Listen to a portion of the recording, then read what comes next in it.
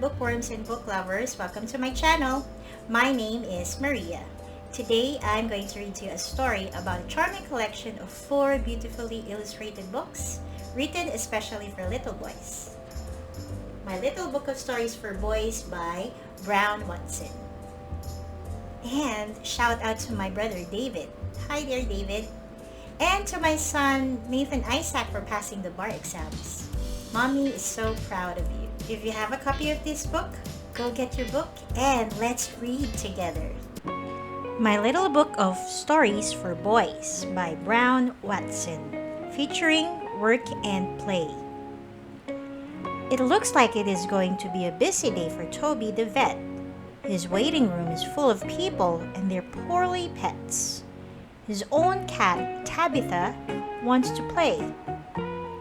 "Tabitha, you shouldn't be here," says Toby.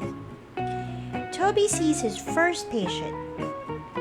Suri's rabbit has the snuffles.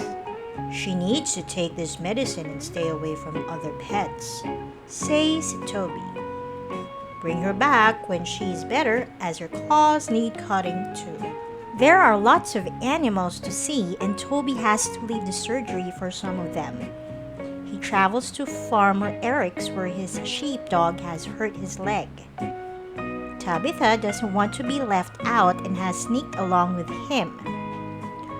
Poor Buddy holds up his leg for Toby to look at.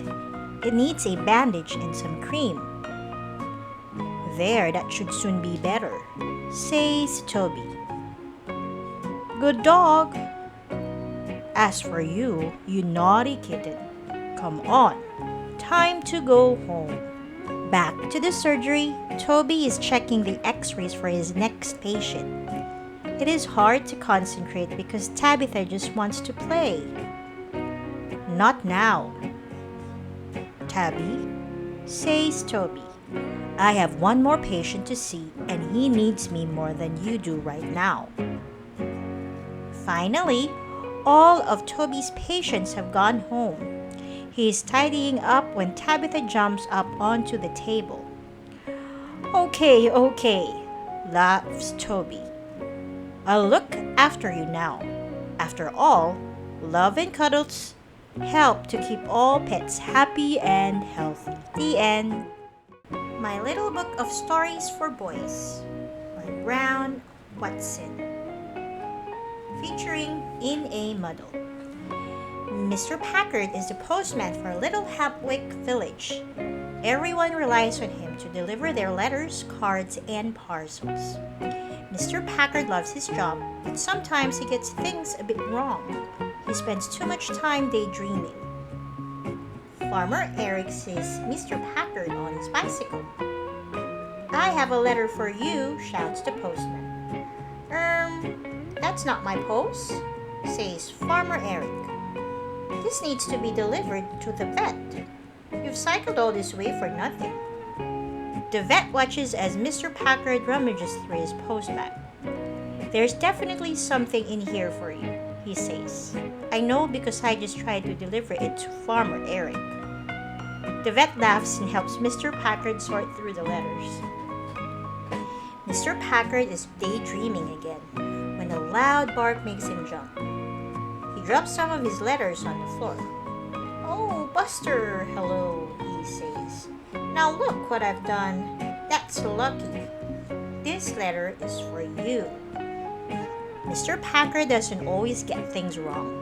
He makes Mrs. Hughes very happy when he delivers a parcel from her son in Australia. She invites him to stop for a cup of tea and some biscuits. "Don't forget to take your post bag when you leave, Mr. Packard." Back at the post room, Mr. Packard is worried. He has finished his deliveries, but there is some post left. Surprise! He has been so busy that he forgot it was his birthday. The leftover letters and parcels are cards and presents for him to open. The end. My Little Book of Stories for Boys by Brown Watson, featuring Emergency. Being a firefighter is very exciting. Fireman Joe and Fire Officer Hannah have to be ready to rush off as soon as the alarm sounds. Quick! Jump in the truck and switch on the siren. Fireman Joe is an expert at driving quickly but safely. The other drivers must get out of the way as soon as they hear the fire engine coming. Hurry! Mrs. Jennings' washing has caught fire. Joe needs to guide Mr. Jennings to safety and then unwind the hosepipe. Phew! Panic over. Fireman Joe squirts the flames with water and the fire goes out. The washing is ruined though. No time to relax. Someone else needs Fireman Joe's help. He zooms off to rescue a kitten that is stuck at the top of a tree. Oh no! Joe wasn't fast enough this time. He arrives at the shop after it has closed. What will he have for his tea? That's a different sort of emergency. The end. My little book of stories for boys, featuring Just the Job. Buddy lives on a farm. He loves it there, but he is feeling sad. A good farm dog should be able to do lots of helpful jobs, but Buddy can't seem to get things right. Yesterday, Buddy was helping at the hen house. He held the basket while Charlie collected the eggs. But the hens were scared of Buddy. They flapped and squawked and flew off in fright. It made Buddy jump and drop some eggs. The day before, he was working as a sheepdog. He rounded up all of the sheep and guided them down the hill. But the sheep ran too far and went straight out of the gate. Buddy had to go round and herd them all up again. This morning, Buddy tried harder to do the right thing. He stayed out of the way while Maddie milked the cows. She got 3 full buckets of milk and was very pleased.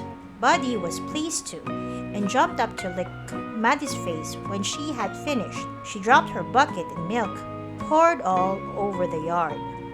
Oh, Buddy, Maddie sighed as he licked up the mess on the floor. What shall we do with you? Farmer Eric gave Buddy a cuddle to cheer him up. Don't worry, Buddy. I have just a job for you. I need you to guard the house and play with the children.